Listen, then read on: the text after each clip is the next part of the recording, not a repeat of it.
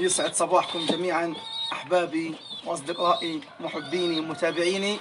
صباح الخير للجميع كلا باسمه ولقبه. نورتونا وشرفتونا في بثنا المباشر. طبعا الدنيا شوبت، الجو حامي، فحبينا بس نخفف هيك قواعد. يسعد لي صباحكم جميعا، كل الحب والاحترام والتقدير لعيونكم. اليوم حبينا، اليوم الثلاث طبعا والصلاة على سيدنا محمد، حابين نسمع الصلاة على سيدنا النبي. واليوم الثلاثاء حبينا نشارككم هيك في وجبة خضار للطيور. يعني طبعا خضار زي ما انتم شايفين مضربة، يعني زي ما انتم شايفين يعني لا تصلح للاستخدام، لكن طلعنا على السوق وجبنا وجبة خضار هيك يعني حلوة للطير. فقلنا يعني عشان نخلي الزبون او المتابع يعرف انه يعني بلا مؤاخذه انه الطير بكلفش. يعني بالاول وبالاخر انت لما تروح تجيب كل هذا الخضره اللي انت شايفها ب5 شيكل، ايش ال5 شيكل ولا حاجه، يعني تقريبا بتجي 4 5 كيلو مشكله من جميع الانواع، جزر، بقدونس، جرادي، بصل، فلفل جنبه، ثومه، يعني موجود كل شيء. وهذه عبارة عن وجبة خضار غنية جدا جدا جدا. خلينا نبلش معاكم وهيكم متابعينا ومشارفينا، كل الحب والاحترام لعيونكم جميعا. ويعني بسم الله الرحمن الرحيم. بدنا نبلش نخرط، واليوم نشارككم في البث. هاي عندك المبشرة، فيش حدا ما يعرفش المبشرة. هذه بتبشر أي حاجة في الدنيا، وبتبشر زي هيك وبتعمل اللي بدك إياه يا حبيبي. يعني أنت مدلع الطير على الآخر. الله يسعد لي إياكم جميعا أحبتي الكرام، حبايبنا. نورتونا من كل مكان، من شمال غزة، فلسطين دولتنا طبعا. كل الحب والتقدير لعيونكم، ونورتونا وشرفتونا يا حبايب. وربنا يبارك ويبارك فينا وفيكم يا رب، وفطيرنا وفطيركم.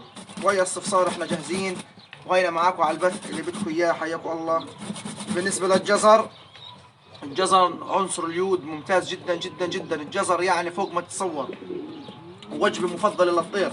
طبعا الجزر عشان كبير وقاسي الطير بيعرفش ياكله، فانت لازم تبشر له اياه بشر زي هيك، يعني تسهل عملية الهضم. يعني شايفين كيف هيك بكون الجزر عبارة عن جزر جاهز. احنا بنبشر وبنحط في الطاجن او في الطجة او في الحلة وبنورجيكم. شباب هي فلفل جنبه تمام، برضه هذا رخيص. شايفين كيف انتو مضرب تضريب، لكن بنفس الوقت للطير ممتاز جدا. يعني بتبشره على المبشرة بيطلع الف الف. يعني انت هيك بتدلع الطير على الاخر، بتعطيه جميع انواع الفيتامينات والمعادن والعناصر اللي بتلزم، جميع انواع الامور اللي بتلزم. يعني انت محافظ على طيرك ومدلعه، بدل ما تعطي فيتامينات ومواد كيميائيه ومواد حافظه ويعني امور زي هيك عليك. بس في الامور الخضار غنيه، ربنا سبحانه وتعالى يعني دلنا عليها، والنبي دلنا عليها، فاحنا ليش ما نستخدمش للطير منها؟ يعني اشي ممتاز على كيفكم. يعني وجبة خضار، وجبة يعني بصل. شايفين اللي ما بيعرف يخرط البصل، هي البصل شايفينه كيف برضه رخيص. يعني على المبشرة بنزل كله عبارة عن يعني ناعم، ولا بظل اي حاجة. الطير بياكل وبكون مبسوط ومتدلع ومتجلي ومية المية. شباب يعني ما بدها الا الصلاة على سيدنا محمد، ويعطيكم الف عافية. خليكم معانا نشرح لكم ايش الفوائد. هلقيت صلوا على النبي يا شباب.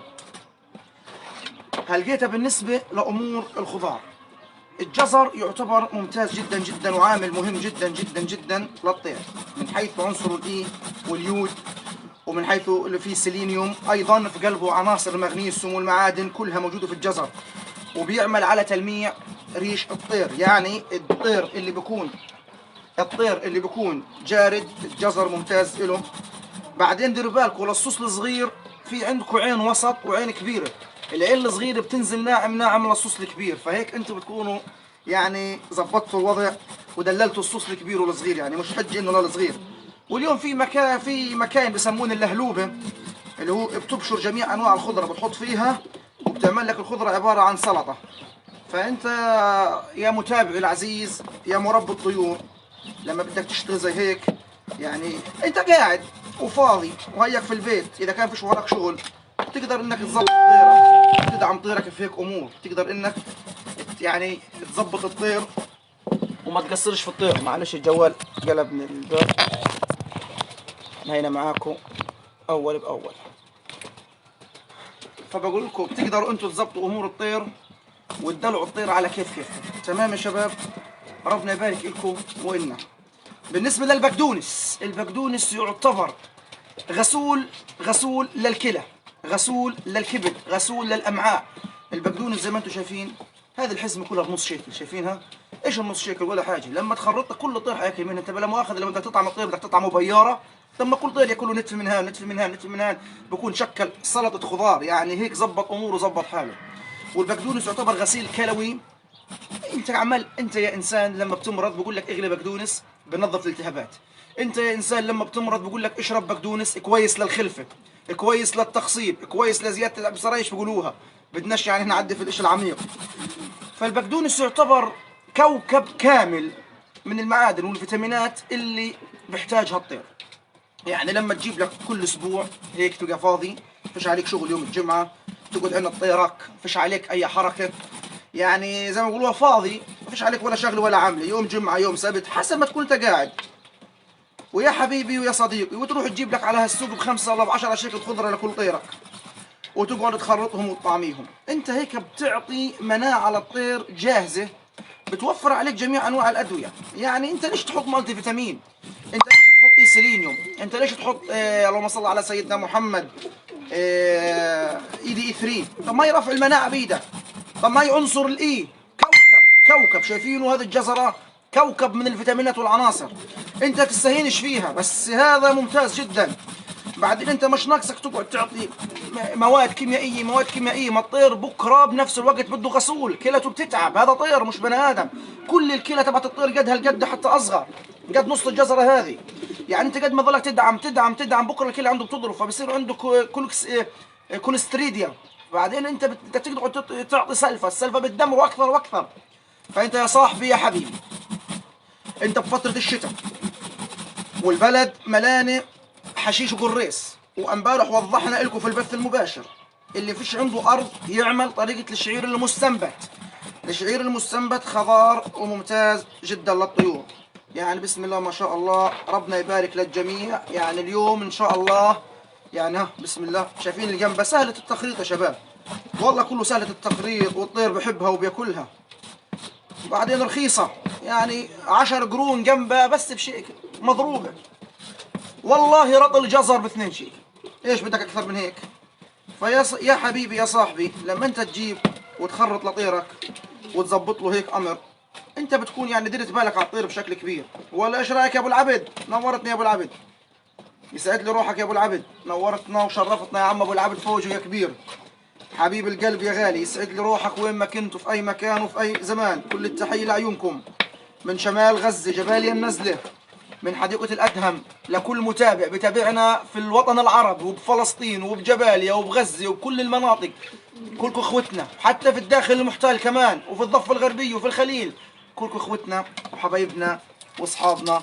يعني زي ما انتم شايفين هاي الجرادة، حزمة الجرادة هذا بنص شيكل، شايفينها؟ بتنعمل هيك وبتخرج، بتنزلها ناعم. جرادة يعني، الجرادة ممتازة جدا. أول عامل بتعمله الجرادة بتقوي الذكور على الكبس، يعني تخصيب رباني. بدل ما تعطي سيلينيوم اعطي جراده، وادعي لي يا راجل. الجراده بتغسل الطير من الالتهابات. انت تفكر انه الامور هذه يعني هينه؟ مش هينه. انت بتهيأ لك يعني لو اعطيت كل اسبوع زي ما حكينا لكم يا شباب. ها بسم الله ما شاء الله، هينا بنخرط وهينا ماشيين وشغالين. يعني وجبه خضار، هو بلا مؤاخذه اللي بربي طير غالي وبربي طيور بتكون ممتازه ومستواها حلو، ومستواها بتنافس المستويات العالميه، بده يطلع على 10 و5 شكل يعني خضار لما يعطيها. زي ما انت داير بالك على اولادك في قلب دارك وداير بالك على اهلك، بدك تدير بالك على طيرك، لانه هذه امان وانت مسؤول عليها. انت مش مجبور كل 3 4 ايام تروح تجيب فيتامينات، مش مجبور كل 4 5 ايام يطلب عندك الرشح، مش مجبور 4 5 ايام تروح تقعد تعاني شمال يمين. والله الحقوني يا فلان بدي دواء رشح، يا فلان بدي دواء رشح، يا فلان بدي دواء اسهال، يا فلان السلمونيلا جتني. يا راجل بدي احكي لكم شغله واحده، صلوا على سيدكم النبي، صلوا على النبي يا شباب. بدي احكي لكم شغله واحده، السلمونيلا علاج الخضار. اي نعم انه هو الوسخ لونه اخضر، لكن الخضار فيها جميع انواع الفيتامينات اللي بتحارب، او بصفه عامه جميع انواع المعادن والعناصر اللي بتحارب السلمونيلا. انت بتهيأ لك انه السلمونيلا يعني هي اليوم صار علاجها سهل جدا، كانت زمان نتغلب منها بس اليوم صار علاجها سهل جدا. وهيكم قاعدين بتشوفوا انا بنخرط البقدونس، وهيك احنا بنكون يعني تقريبا شملنا جميع انواع الخضار للطير. يعني قلت بنورجيكم كيف الثومه حيتم هرسها. الثومه يا شباب مضاد حيوي رباني للبشر وللطير وللحيوان وللنبات ولكل شيء. يا راجل البني ادم اللي بكون عيان ومعاه التهابات بيعطوه ثومه. الطفل الصغير اللي بكون معاه دوده بيعطوه ثومه عشان تضيع الدوده. الدجاج اللي معاه دود بيعطوه ثومه. البني ادم اللي معه التهابات في المعده بيعطوه ثومه. البني ادم اللي عنده التهابات في الكلى بيعطوه ثومه. فالثومه زي ما انتم شايفينها ممتازه جدا جدا، ويعني حلوه جدا وسهله الاستخدام.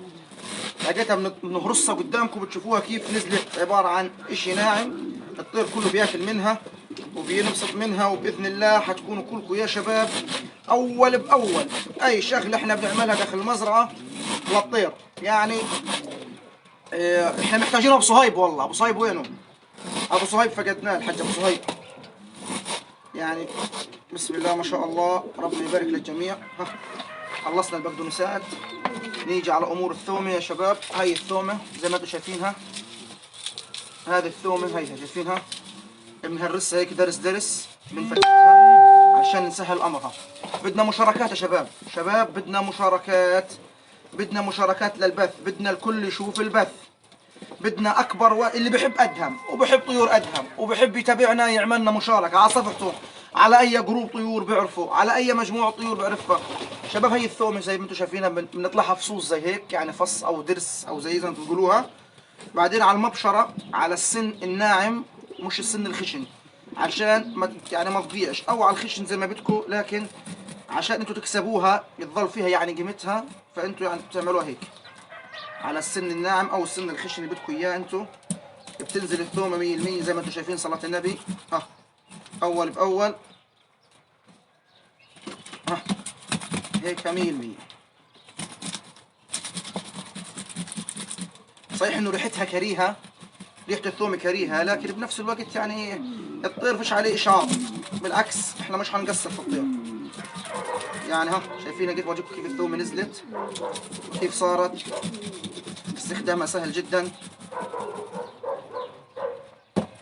وزي ما انتم شايفين صلاة النبي اول باول معاكم على البث، اول باول يا شباب. ابو العبد فوجو يسعد لي روحك يا حاج، نورتنا. ايش اللي بضحكك؟ ضحكنا معك والله يا شباب. هذا الطير يعني زي ما بيقولوها ادمان وعشق، والطير هذا هوايه. قديش الواحد بيخسر فيه وقديش الواحد بيدفع من جيبته، لكن بالاول وبالاخر ادمان. عارفين ايش يعني ادمان؟ ادمان. فاحنا يعني ما بنعمل الا اللي علينا. ثواني بس بدنا ناخذ كاسة الشاي.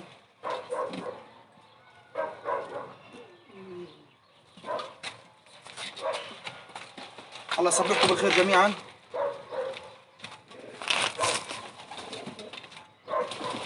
اللي عباله يا شباب حيا الله، الدار مفتوحة للجميع، واللي بده اي بده يشرب شاي قهوة نسكافيه يزورنا، تعالوا عنا ومش حنقصر معكم.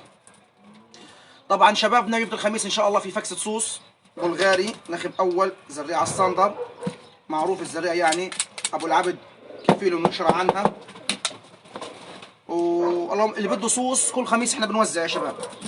اليوم السعر 5.5 للجوز عمر يوم، لكن لما تنوي وبدك مش حنقصر معك. تمام يا شباب؟ يعني لما تنوي للصوص احنا حنكون جاهزين، مش حنقصر معك. كميتك اللي بدك اياها مرحبا بك فيها، من الصوص من الجوز لل1000، وان شاء الله رب العالمين بنكون على حسن ظنكم ومعاكم. بدنا مشاركات، بدنا تفاعل. اعمل مشاركة للبث في كل مجموعتك او مجموعات الطيور اللي عندك، حتى انه الفيديو يوصل لاكبر عدد من المشاركين. حبايبنا، اصدقائي، متابعيني، كل الحب والتقدير والاحترام لعيونكم جميعا.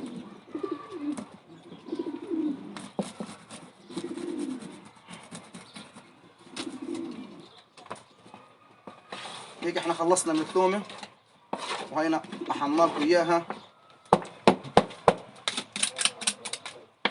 هيك خلصنا من الثومه يا شباب. نشوف مين معنا على البث بده ينضم معنا. ثواني بس.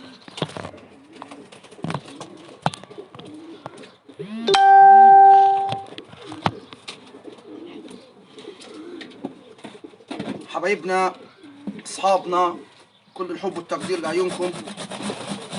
يعني بسم الله ما شاء الله تبارك الله. الموسم هذا ان شاء الله حيكون موسم جدا حلو، مستويات جدا حلوة، الكل حيكون مبسوط عليها. يعني الكل حيربي والكل حيقتني مستويات عالية بتنافس المستويات العالمية. طبعا يعني يا شباب يا حلوين، ما حد يخاف وما حد يهاب من الأسعار، لأنه الأسعار حتكون في متناول اليد للجميع. يعني ربي وانبسط وادعي لنا، حتبقى مستويات جدا حلوة حلوة حلوة بإذن الله يا شباب إن شاء الله رب العالمين. يعني حنكون متميزون جدا في إنتاج أفضل السلالات لجاج الزينة، بالخصوص البراهما والكوشن العملاق في غزة. الزريعة اللي عندنا بفضل الله بتنافس المستويات الأوروبية بشكل عام، يعني اللي ما أخذش ياخذ. وأنا بقول لكم يا شباب حتنبسطوا، يعني حتنبسطوا، يعني حتربوا وتاخذوا مستويات حلوة، مستويات متعوب عليها. يعني إيش بدي أحكي لكم أكثر من هيك؟ بنترك المجال لكم، ربي وتفرج وشوف اللي بناسبك بتاخذه. الله صل على سيدنا محمد حتى يرضى محمد. بدنا نزيدوا النبي صلاة، صلوا على سيدكم النبي وقولوا ما شاء الله تبارك الله. وشباب ايش عرضكم في الطير لنا بعض؟ ايش رايكم؟ بدي كل واحد متابعني وبتفرج على الصفحه عندي على البث يكتب لي ايش رايه في الطير لنا بعضه، وايش رايه في الاداء، وايش رايه في الطرق، وهل انه بيستفيد ولا ما بيستفيد. واحنا بنعمل انه نقدم النصائح للجميع على اكمل وجه، يعني ما بنقصرش مع اي حدا، بالعكس الخدمه مفتوحه على مدار الساعه. يعني شبابنا وحبايبنا اللي بده اي خدمه، اي امر، اي استفسار بخصوص الطير، احنا جاهزين له. وبعون الله مش حنقصر مع اي حد، كان مين ما كان يكون، صاحب غريب قريب من برا من جوا من اي بلد من اي منطقه، يعني بحبنا بكرهنا، احنا فاتحين قلوبنا وصدورنا للجميع، مش حنقصر مع اي حد بالمره. يعني يا شباب يا حلوين، اللي بده اي حاجه يعتبرني اخوه الصغير، وانا جاهز لاي امر كان. عارفين ايش يعني جاهز لاي امر كان؟ جاهز لاي امر كان. طبعا اللي ما بيعرف الفلفل، الفلفل بيعمل على الفلفل الاخضر او الفلفل الجنبه او الفلفل الحار بصفه عامه، اي نوع فلفل انت بتستخدمه زي هيك الجنبه، هذا الفلفل بيعمل على زياده ضربات القلب عند الطير، يعني بيعمل على تهيج الدم، بخلي الدم يتنشط، بينشط الدوره الدمويه. يعني انت لما تنشط الدوره الدمويه للطير، الطير بدفى بسخن، فبصير عند الطير نظام حيويه وسخونه، يعني خلص بدفى، يعني بتنشط جسمه، بدل ما الطير يظل هامد وكسول وفيش فيه مروه وبتحسوا انه مقنعس او كاشش. الخضار ممتازه جدا، بالعكس بتنشطه وبتبعد عنه جميع الامراض، وبتزيد عنده خلايا الدم البيضاء اللي هي مسماها العلمي المناعه، اللي بتخلي جسم الطير يحارب اي يعني ميكروب، اي بكتيريا، اي فيروس يدخل جسم الطير. ممتازه جدا جدا، تستهنوش. الخضار جدا جدا ممتازه، جرب. يعني كل هالخضار اللي انت شايفه والله غير ب5 شيكل. تنزل على السوق، اي بياع خضره عنده الخضره المضربه موجوده، تستخدمها تشتريها منه، يعني بزباله المصاري بتاخذها، بالاول وبالاخر بزباله المصاري، انت مش مجبور. انا مش قايل لك روح جيب خضره طازه جديده، الا كان معك مصاري وبدك تدلع بزياده بتجيب من الخضرجي خضره طازه وبطعم طيرك. لكن انا بقول لك للابسط الامور، الخضره بتلاقيها مضربه او قديمه بتاخذها منه شراوي، زي ما احنا بنعمل، بننزل على الاسواق احنا بلا مؤاخذه، يعني زينا زيكم، لا احنا احسن منكم ولا انتم احسن منا.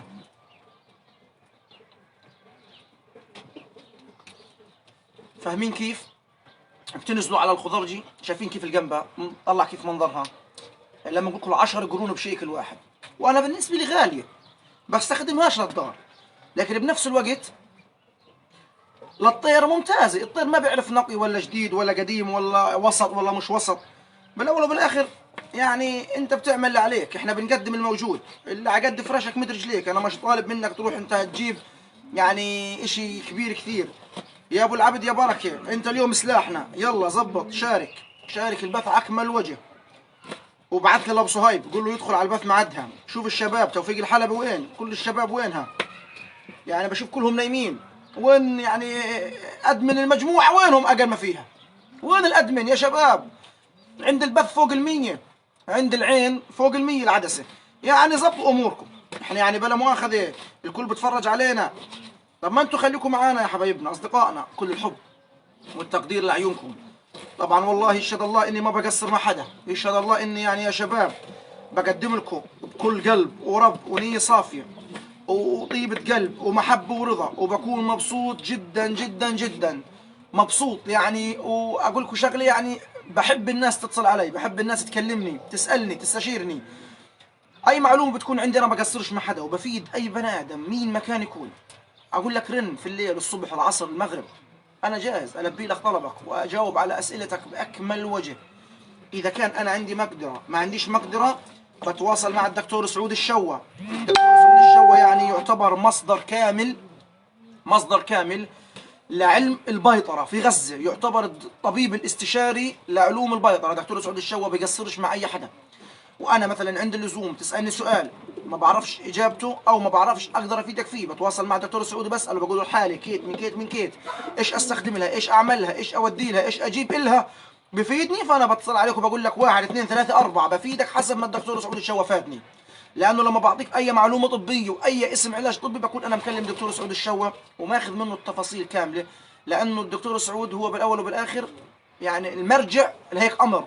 هو اختصاصي في علم البيطره واستشاري ومدير يعني بياطره غزه كلها في الطيور، ومشرف على مزارع غزه كلها. كل الحب والتقدير لعيونك يا دكتور سعود، نورتنا وشرفتنا، وانت حبيبنا يشهد الله اني بحبك وبحترمك كوالد يعني، لانك للامانه وقفت معي كثير مواقف ايام يعني وجعة الطير عندي ما قصرتش معي.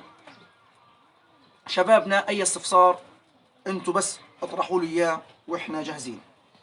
اي استفسار انتوا بدكم اياه يعني اكتبوه في منشور او ابعث لي على الخاص او رن على جوالي او علق في البث المباشر، وانا لقيت بس اخلص تخريط راح افتح التعليقات كلها واجاوبكم على كل حاجه انتوا سالتوها وبدكم اياها. احنا مش حنقصر مع اي حدا بالمره بتاتا، وحنجاوبكم وحنفيدكم يا شباب يا حلوين. انت مربي طير الله اعلم وين جايب مصاريك، انت مربي طير الله اعلم كيف شغال وتعبان في القرش اللي بدك تربيه. فانت عشانك مربي عشان ما تتعرضش لخساره وموت عندك، لازم انك تدي بالك على طيرك، لازم انك تهتم في طيرك علشان انت تقدر ترجع مصاريك وعليهم مربح. شبابنا بالنسبه لامور الصوص، طبعا الصوص زي ما نوهنا عليكم بلغاري 3 اصناف، وفرنسي شركسي وامريكي.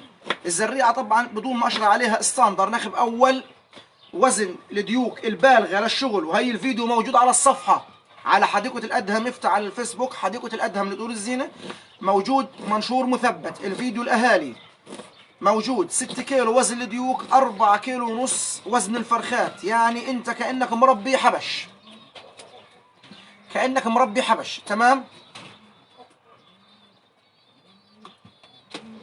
هذه الحاله انت لما تاخذ صوص وتربي من هذه الزريعه انت بتكون استفدت واخذت ومليت ايدك. زريعه بلا مؤاخذه لا انت ولا غيرك اول واحد ياخذ منها، كل غزه بتستخدمها وبتاخذ منها، وتعتبر مجال رزق لكثير في غزه. يعني كثير شباب من اللي يحبهم قلبك، كثير شباب بياخذوا منها وبيربوا منها.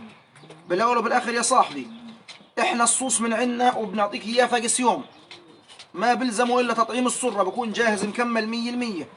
يعني انت بتاخذ وبتربي وبتدير بالك على الزريعه وربي، وانا على رهان تذبح منها على 2.5 شهر، انا على رهان تبيع منها وزن فوق ال3 كيلو ونص و4 كيلو. الجوز طبعا على 3 شهور و100 يوم. يعني انت لما تربي صح وتدفي صح وتعلف صح بتكون عملت اللازم و100%. شبابنا وحبايبنا برضو بالنسبه لكل شاب بيسال كيف التحضير، احنا بنرجع وبنعيد وبنكرر لكل بني ادم بده يربي صوص. تمام. وهذا الترباي يعني بالاول وبالاخر يعني مش صنعه ومش غلبه، بنفس الوقت الترباي بتكون عباره عن مغامره. اهم حاجه في عامل الترباي عشان انت تعتبر حالك مربي ناجح، اهم حاجه في عامل الترباي انك انت تكون موفر التحضين بشكل ممتاز، تحضن صح.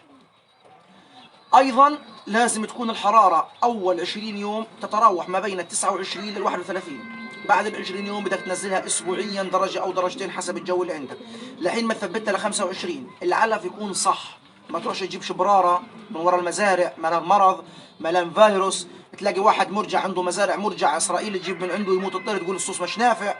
لازم تربي بعلب صح. انت بالاول والاخر كلها فرقيه 10 شيكل و5 شيكل.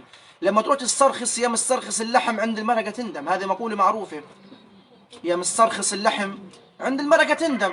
لما تروح تسترخص العلف وتجيبه وتربيه، اصبح بكره عند الانتاج ولما يكبر الصوص مش حيكبر، حتندم، حتخسر. فانت دائما تجيب اللحم الطازه الحلو ام الكيلو ب50، ولا تروح تجيب اللحم من 400. تمام؟ الكلام واضح ومفهوم. انت بدك تربي، بدك تحضن صح علشان تاخذ صح. انت ماخذ زريعه صح فلازم تنشئها، مش انت ماخذ زريعه بدها تكبر على الهواء. فيش شيء بيكبر على الهواء.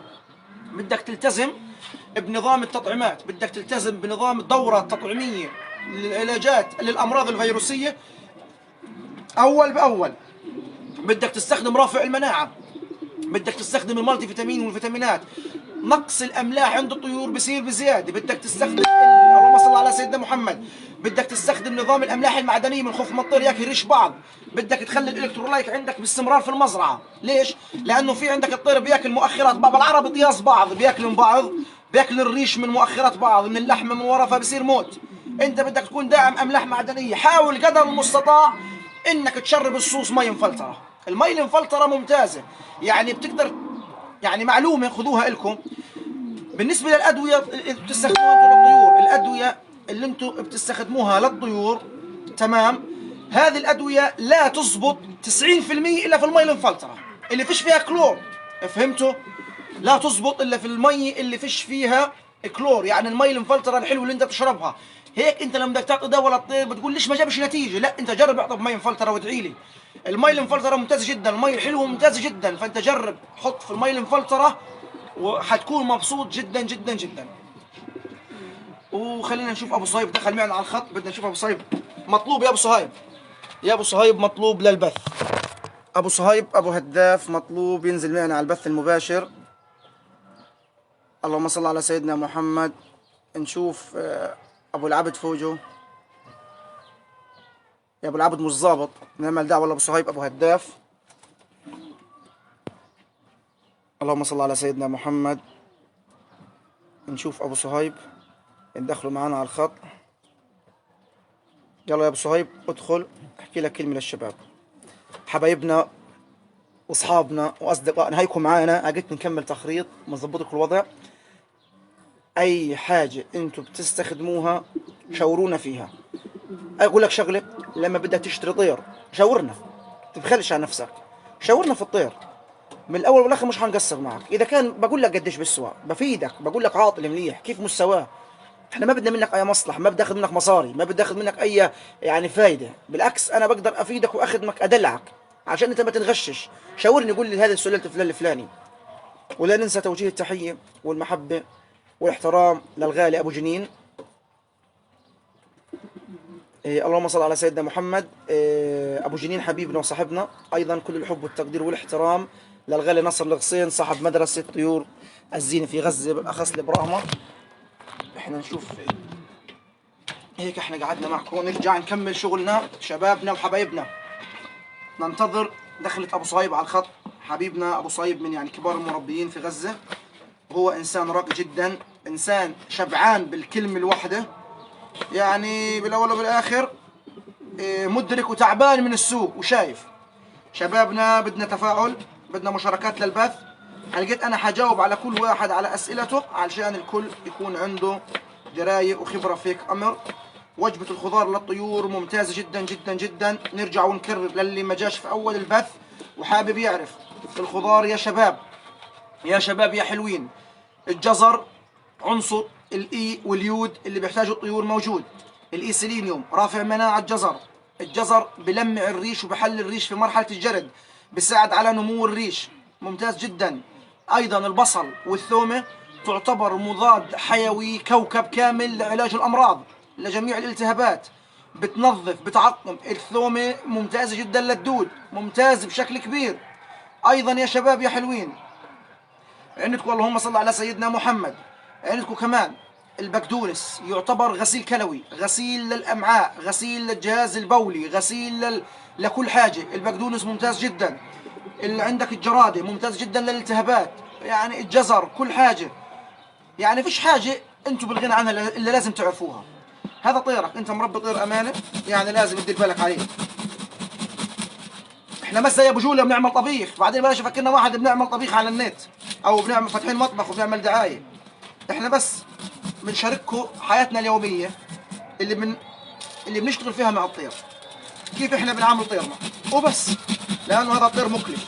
شبابنا صحيح بدنا نوقف ولا شغله واحده. امور مستويات الطير والزينه بصفه عامه اللي براهما، اللي اشرف على المدرسه الاخ ناصر الغصين ابو محمد صاحب المدرسه الواقعيه لدجاج براهما. طبعا مدرسه مستنده على جميع المصطلحات الاجنبيه، ومدرسه يعني تقدروا تحكوا يعني كل شيء فيها بادله موجود وبراهين من المعارض التركيه والاجنبيه والاوروبيه والبلجيكيه.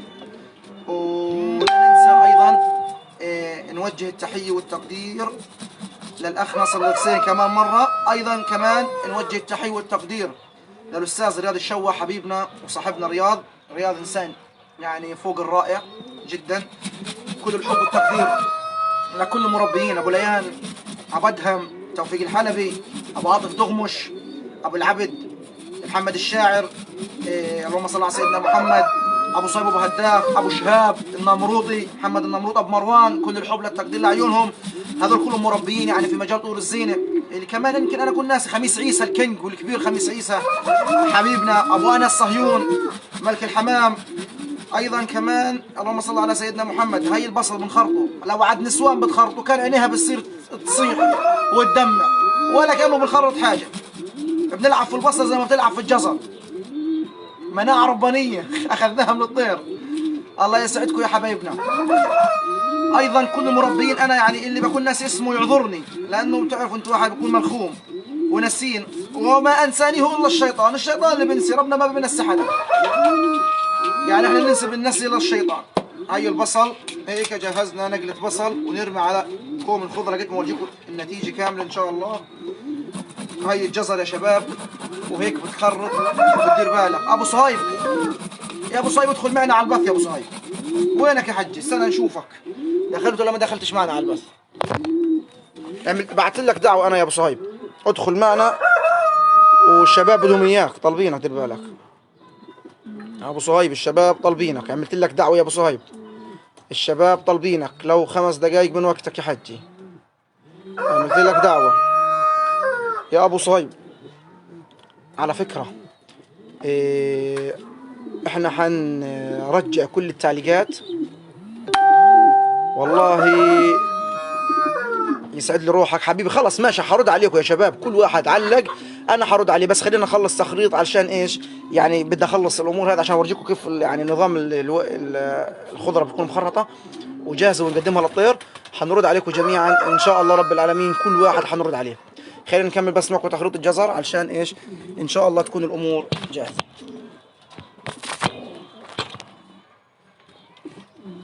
يا ربي بسم الله، خلينا نبلش عشان ايش نخلص الامور. بس 5 دقايق وحنرد على كل بني ادم سأل، 5 دقايق وحنجاوب كل بني ادم على سؤاله. بس خلينا نخلص الجزرات يا شباب، بس 5 دقايق تحملونا. اطرح استفسارك على الصفحة، على منشور على الصفحة واحنا جاهزين. اطرح استفسارك، يعني انت اي مشكلتك قولها واحنا جاهزين يا شباب. اكتب وانا لقيت حتى التعليقات كلهن حرد عليهن، تعليق بتعليق. حتى اللي اخونا ابو العبد رد عليه انا كمان مره حرد عليه لزياده التاكيد، مع انه لا تعديل على اخونا ابو العبد، لكن للاحتياط يعني حنرد على الجميع عشان يعني يكون المعلومه واصله بصفه عامه. تمام يا حبايبنا، كل الحب والتقدير لعيونكم جميعا. يعني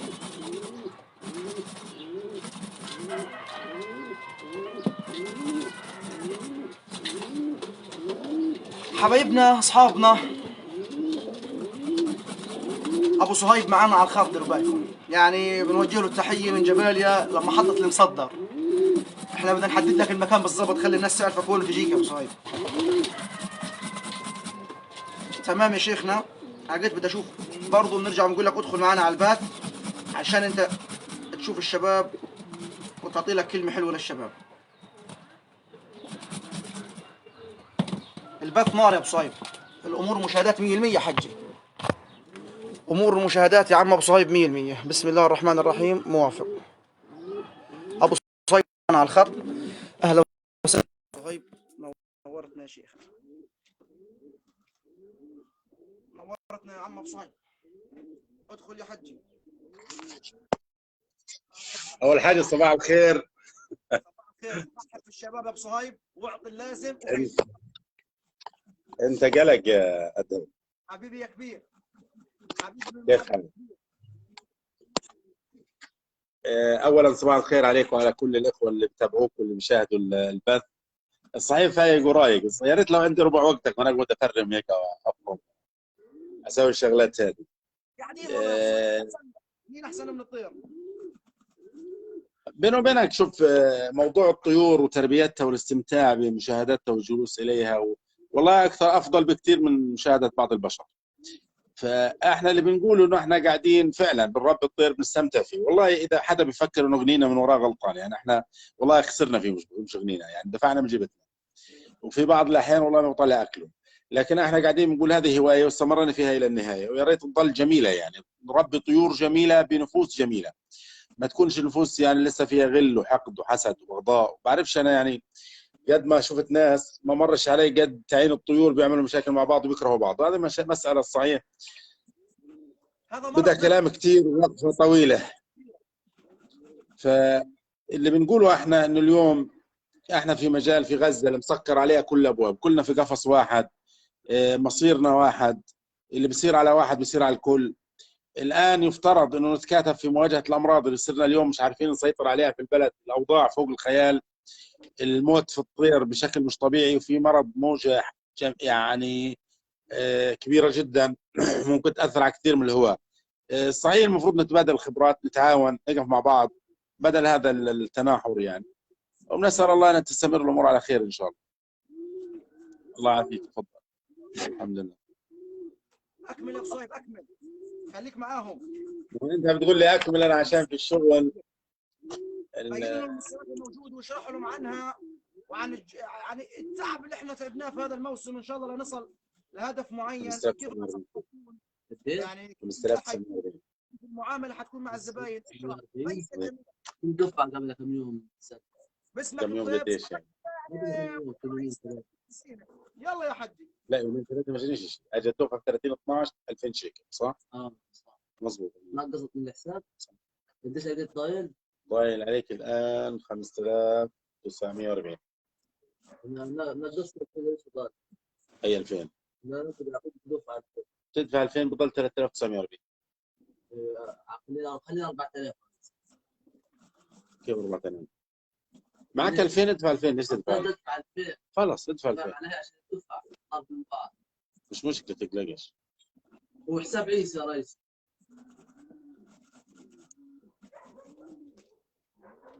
قلت انا في ورقه عبيتها. عيسى علي 1790. ورقه ايش؟ صليت على النبي.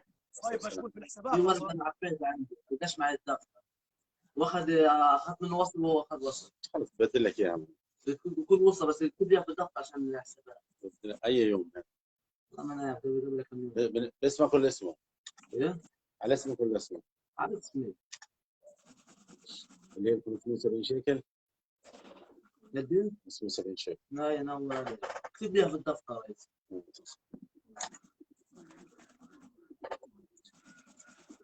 طبعا شبابنا، اللهم صل على سيدنا محمد حتى يرضى محمد. امور بالنسبه لقصه امور الخضار زي ما نوهنا عليكم في اول البث، قلنا لكم انه يعني الامر بسيط جدا.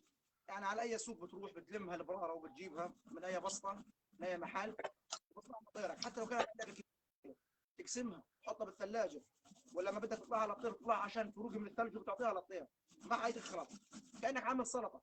زي ما انت بتدير بالك على صحتك وبتدير بالك على اولادك وعلى دارك، انت دافع مصاري. هذه مش وصلنا 27 12 ليش؟ بدها عنايه عشان انت ما تخسرهاش. تمام؟ بس انت بتحتاج.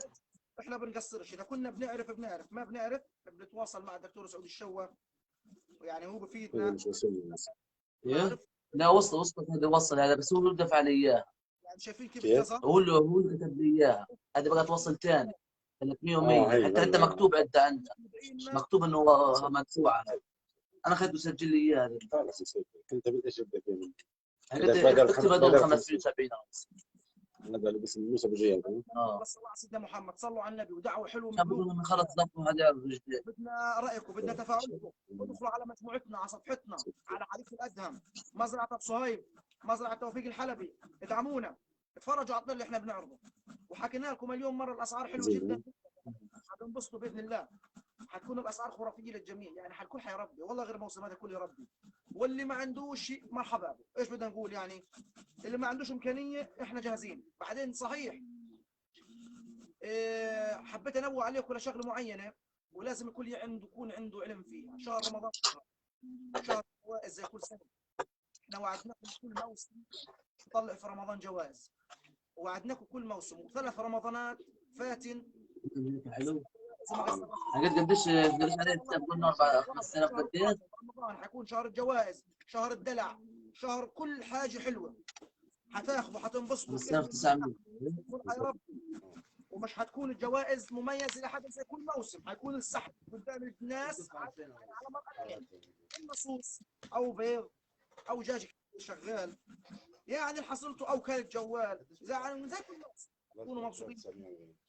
مشاركات لكم يا شباب، ومشاركات بث يصل لاكبر عدد معين باذن الله. يلا ابو صايد اشرح لهم يا عم كل شيء بالصايد، كيف الدجاج وكيف الاسعار وايش حيكون كيف المعامله. يبدو انه ابو صهيب انشغل فطلع من البث. حبايبنا ابو العبد ابو فوجو، كل الشباب والتقدير والاحترام لكم جميعا،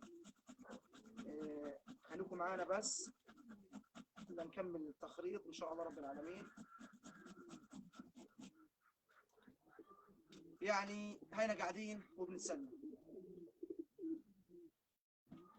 وحياتنا اليوميه مع الطير بشارككم فيها عشان تكونوا على علم اول باول. تمام يا فندم، خلينا نفتح مجال الاجابه على الاسئله للشباب، عشان في شباب كثير سالت. خلينا نفتح مجال الاسئله للاجابه على الشباب. بسم الله الرحمن الرحيم. هاي الجوال.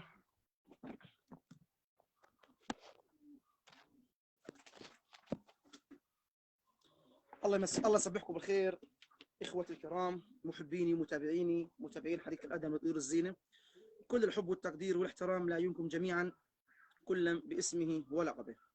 لا ننسوا دعواتكم بالتوفيق والامان للغالي على قلوبنا رمز الشناط ابو محمد، يعني هو اول من حط بذره الطير في غزه، كل الاحترام والتقدير لعيونه ما بدنا ننساه.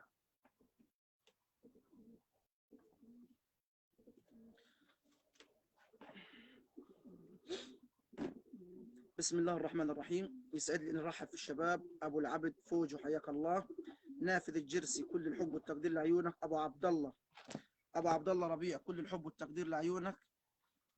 سليمان السقا والله الحلبة ما تعلمناها الا منك يا سليمان، وانت حبيبنا وصاحبنا، ويسعد لي صباحك وين ما كنت. محمد المصري يسعد لي روحك. هاني عبد الله يسعد لي روحك يا طيب، كل الحب والتقدير والاحترام لعيونك. ادهم حياك الله يا ادهم، نورتنا يا كبير، شرفتنا بثنا المباشر.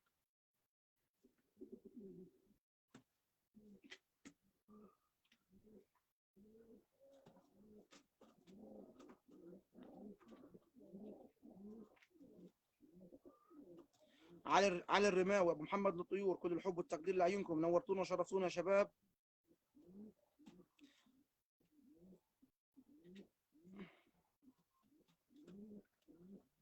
محمد كريمه كل الحب والتقدير لعيونك، وبنتشرف فيك والله، وبيت بيتك، وحياك الله باي وقت، وكل الحب والتقدير لاهل الضفه الغربيه.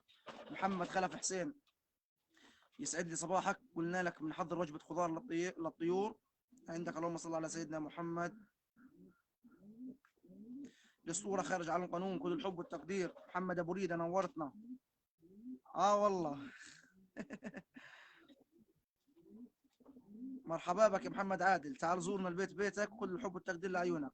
محمد صالح بلال نصر نورتونا يا شباب. اللهم صل على سيدنا محمد. اشرف الشاعر كل الحب والتقدير لعيونك، يسعد لي صباحكم جميعا كل باسمه ولقبه. خلينا نشوف بس مين موجود كمان معانا على البث. ابو ادهم نورتنا يا كبير. اللهم صل على سيدنا محمد حتى يرضى محمد. وسيم سعد الله، كل الحب والاحترام لعيونك. والله يا طيب انا صعب اني اجيك يا محمد البرج، لكن اذا كان لي مشوار ان شاء الله بنميل عليك. اترك لي رقم جوالك وبنميل عليك. امجد صلاح، كل الحب والتقدير لعيونك، نورتنا. ابو يامن نورتنا يا كبير، كل الحب والتقدير لعيونك.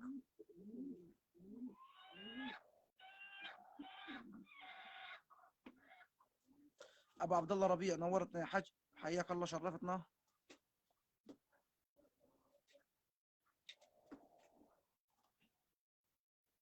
محمد ابو ريده ووسيم سعد الله، كل الحب والتقدير لعيونكم.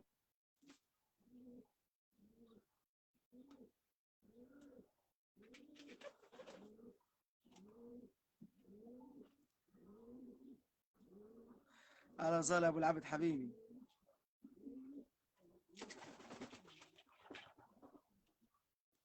محمد بركه، نادر فهمي، سمو الامير نورتنا يا حج، شرفتونا. محمد وليد الديب حياك الله. صلاح الدين، كل الحب والتقدير لعيونكم جميعا. اسماعيل هشام، انس بروق، كل الحب والاحترام لك. فقاسات كرم حماد، حياك الله. ابو صهيب حرب، علي الرماوي، كل الحب. صلاح جنيد نورتونا. ابو صهيب حبيبنا، حبيبنا يا ابو صهيب. اللهم صل على سيدنا محمد. عبود الفر نورتنا وشرفتنا يا حج. اللهم صل على سيدنا محمد حتى يرضى محمد.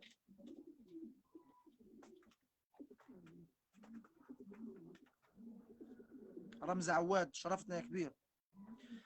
شبابنا حبايبنا، كل الشكر والتقدير لعيونكم، مشكورين جدا على المشاهدة الحلوة، مشكورين جدا على المشاركة الحلوة. نورتونا وشرفتونا، وإن شاء الله نراكم في بث قادم بإذن الله. لأي أمر كان، لأي استفسار كان، مش هنقصر معكم جميعا. كل الحب والتقدير والاحترام لكم. صباحكم خير ورزق وسعادة وبركة. أخوكم أدهم بدر، حياكم الله. حديقة مزرعة الأدب لطول الزينة، كل الاحترام والتقدير لعيونكم، والسلام عليكم ورحمة الله وبركاته.